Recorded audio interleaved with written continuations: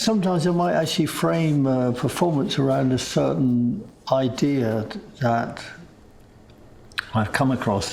For example, Ron Bart's talking about Cy Twombly.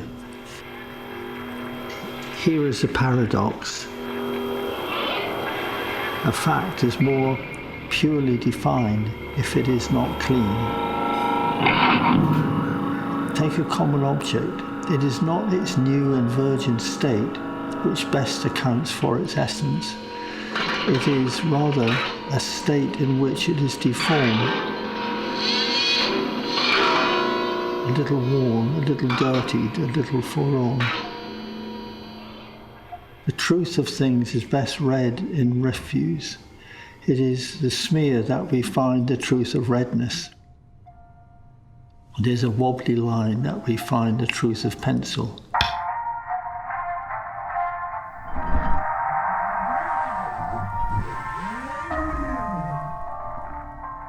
If I listen to Mozart, my material is a contact mic and a piece of, say, sandpaper. I drag the contact mic across the piece of sandpaper. I should be performing that with the same consideration as Clifford Curzon is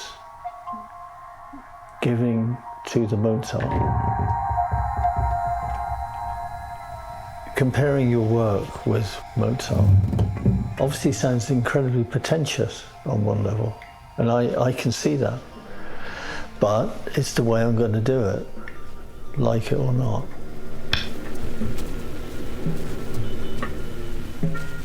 There's the Braque painting of Man with Guitar. From the very earliest period for me, that was an important image.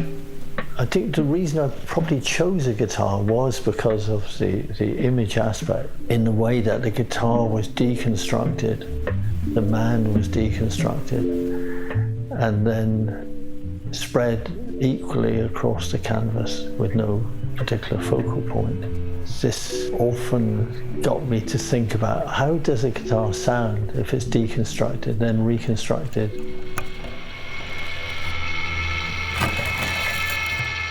What is it I could do to actually find my own voice? My own unique voice. A voice which no other artist or player had ever developed before. What I did essentially was to take the thinking and the agenda of painting and directly put that into the electric guitar.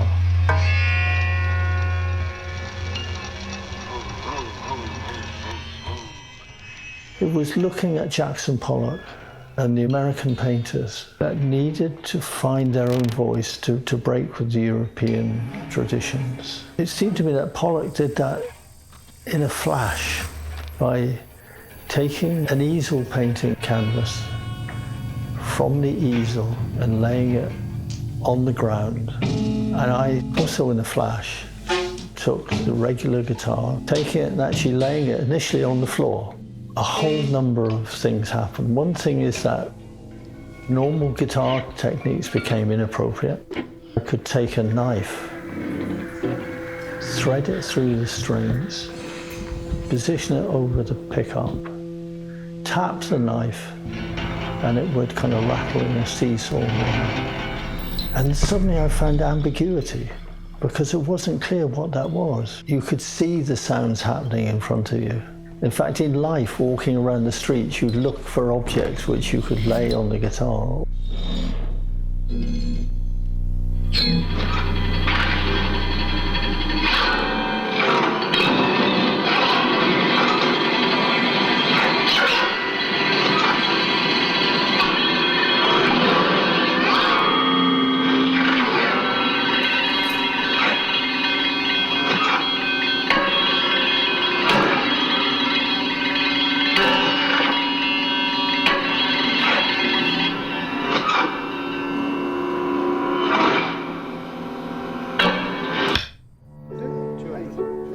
By far the most important musical experiences have been within the context of the AMM.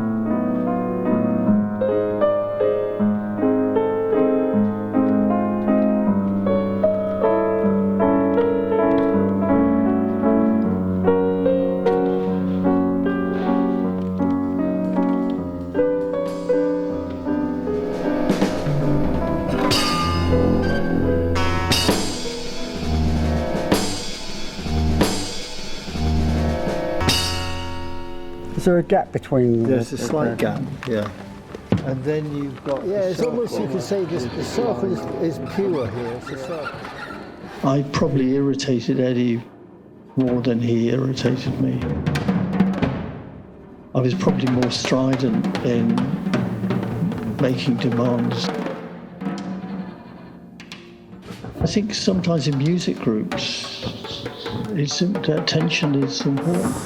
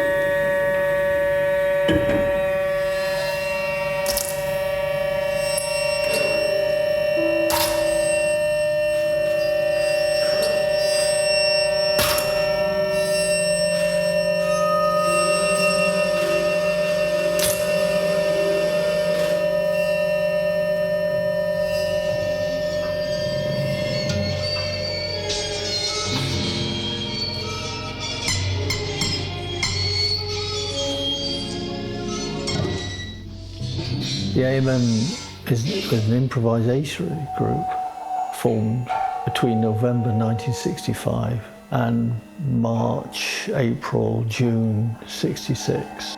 I think one thing in life in the AMM, particularly in its early period, what's important for us was the notion that you can only find yourself in the company of others. That I don't think I would have found my own voice, my own unique voice, outside of the AMM.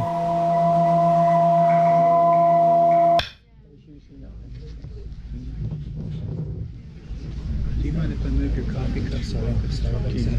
Do you take it completely? Okay.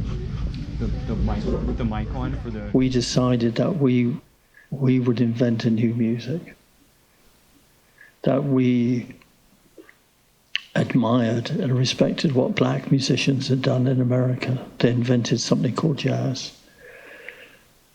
And we were not going to appropriate their music. It's their music, but we were inspired by what they did.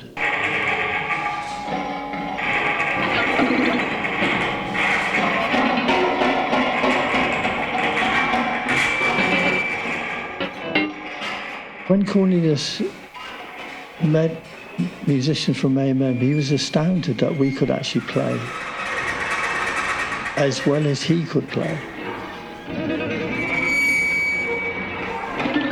I mean, we were street kids, skinny, white, European street kids.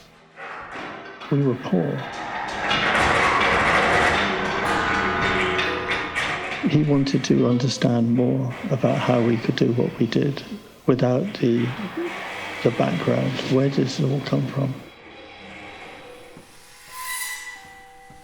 What he gave us in return was a world of modern classical music which kind of described itself in most extreme ways.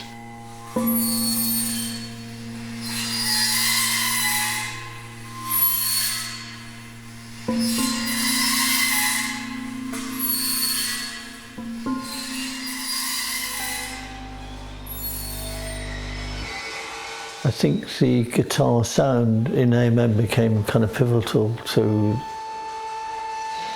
the way the other instruments sounded. Yeah, so it's under this arch, hopefully. This hard-edged abstraction, very industrial, quite noisy, quite ugly, allowed a particular way of laminating the AMM experience.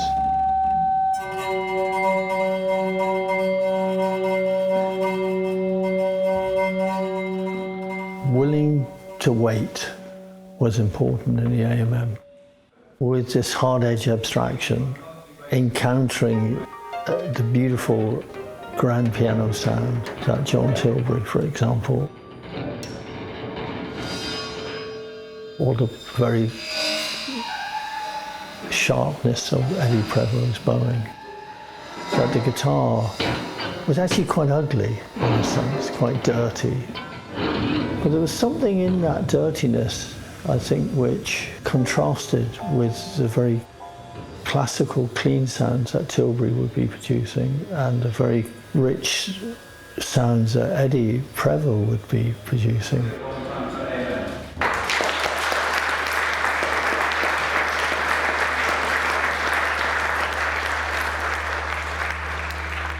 I was introduced by Cornelius Cartier through John Cage of the possibility of the radio as a musical instrument. It reminded me of Robert Rauschenberg's use of newspaper cuttings. So I remember we were playing Cornelius Cardew's treatise, and all the circles in the graphic score, I was using a radio.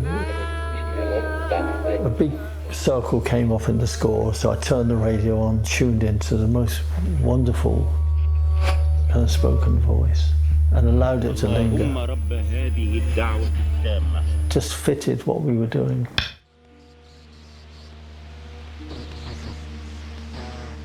AMM was an improvisational group, but when we invited people to join, they were never improvisers. Ideally, with no history of improvisation at all. What we did not want was an improviser to join AMM. So the first is Cornelius Cardew, who had no experience of improvisation. Then Christian Wolff joined us for a while. We're here. It's wonderful to see you. Yeah. Great. You guys, AMM, were there and were part of the show. And I got recruited to just, want to join. Sure, why not? All I remember is there was a concert. It was sort of a big deal concert. It's like Queen Elizabeth Hall or somewhere on the South Bank. I think my guitar was not plugged in. And so I just played anyway. And I wasn't sure whether it was, you don't know what you hear, who's making the sounds, especially when it's dark, because it's just, which is a wonderful kind of feeling. Am I doing that? Are you doing it? Yeah. Sometimes you hear this horrible sound and you think, God, I wish they'd stop. And you stop playing and realise it was you.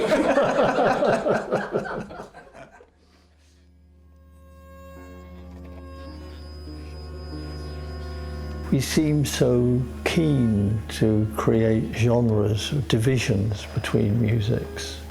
For me, there's just music. And there seems to be no problem in an art gallery of actually placing a work from 2018 with something from 1066. When you look at a painting, the only important thing is how it resonates with you. And I think that's true with music too.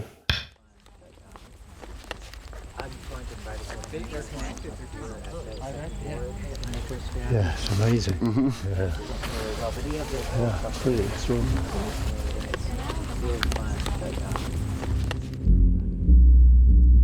At any point in the last 50, 60 years, 50 years of playing, someone asked me what was the most important aspect of performing.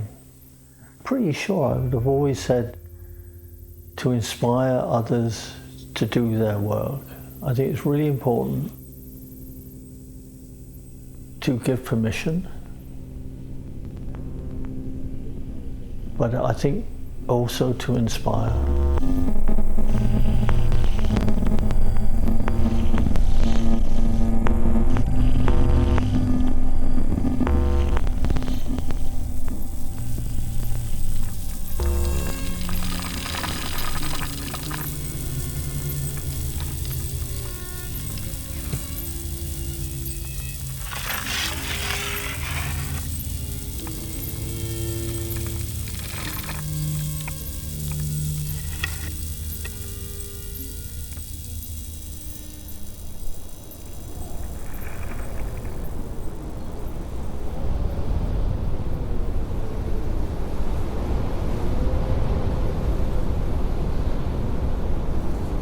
Someone I read put it like this, that when you go on a journey, you go for a walk in a forest or something, that the rocks in the trees that you pass are not the journey. The journey is this other thing that's in your head. And to me, it doesn't have any sound. It's an experience. If I say to you, do you know Mahler's Fifth Symphony? You say, yeah. And immediately you kind of play Mahler's Fifth Symphony in your head. Have you seen Caravaggio's Taking of Christ in Dublin? You say, yeah. And you visualize it immediately. See, when I think of music, I think now of like Dvorak. There's no sound. But when Beethoven was sitting writing his late quartets, he's deaf. But there's music.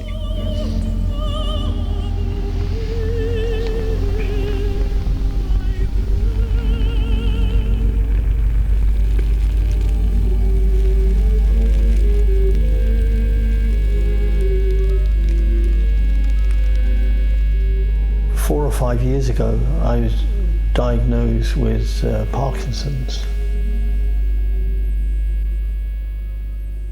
One thing you're likely to suffer is a tremor. Principally, it's going to be a tremor in the right hand. I kind of lost the ability to play solos because if I have a contact mic in my right hand, I would want to manipulate that with the utmost sensitivity, as if I was playing a piece of Mozart. I lost the ability to do that.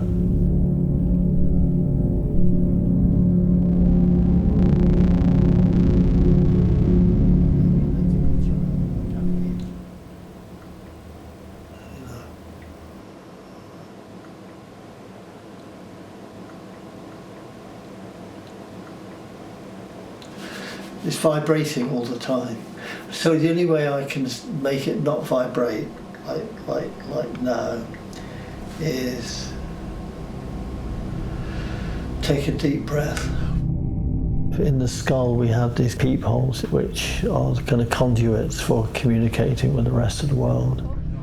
And as the Parkinson's develops, the peepholes become more constricted.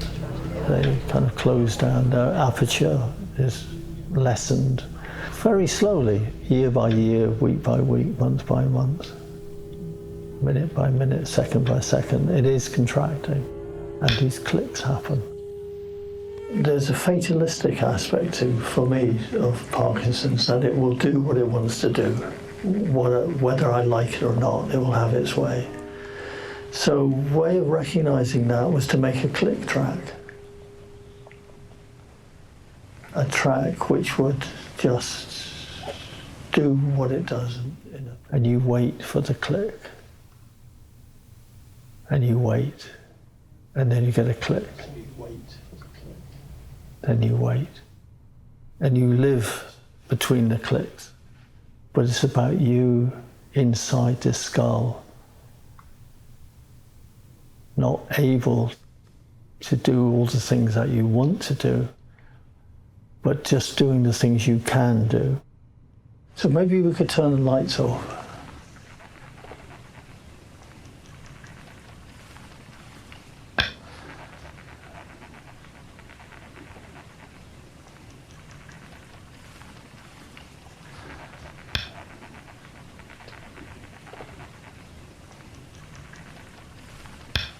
And why has it gone dark? I'm seeing the world from inside my skull, which has been affected by the brain not developing dopamine.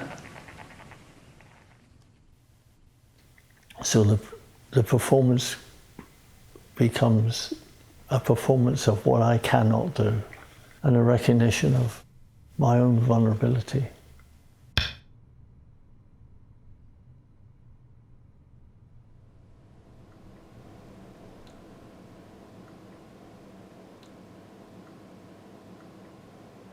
It's always trying to move a step forward in developing what you're about, but also recognizing the kind of luggage that you have.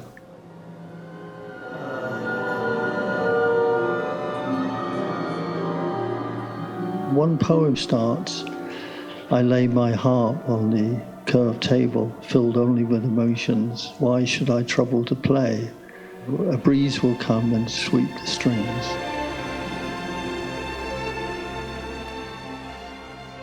I don't think I would be doing this if it wasn't for Parkinson's.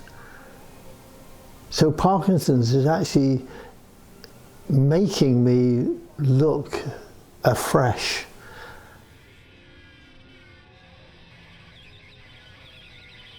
So the guitar is still there, but what is a guitar?